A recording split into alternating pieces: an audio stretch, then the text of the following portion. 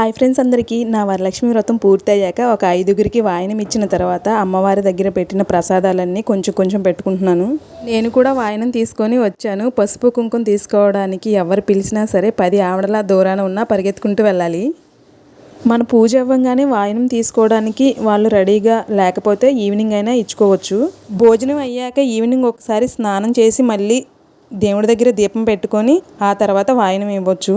నేనైతే ఎలా వీలుంటే అలా ఇస్తాను. ఎందుకంటే మార్నింగ్ అందరికీ పూజ టైమే కాబట్టి వచ్చే వాళ్ళకి కుదరదు. అందుకని చెప్పేసి ఈవినింగ్ ఇస్తాను, మార్నింగ్ కుదిరితే మార్నింగ్ ఇస్తాను. ఈసారి అయితే మాత్రం నా పూజ అవ్వగానే 5గురు రెడీగా ఉన్నారు వాయనం తీసుకోవడానికి. ఇచ్చిన తర్వాతే భోజనం చేశాను.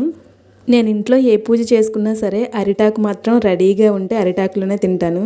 కర్రీ పప్పు ఒకటే చేశాను. ఇంకా కర్రీస్ చేద్దామన్నా నాకు టైం లేదు. నేను వరలక్ష్మి వ్రతం ఎలా చేసుకున్నాను ఏంటి అనేది ఫుల్ వీడియో పెట్టాను. మీకు ఇంట్రెస్ట్గా ఉంటే చూడండి. Please like, share, subscribe. By.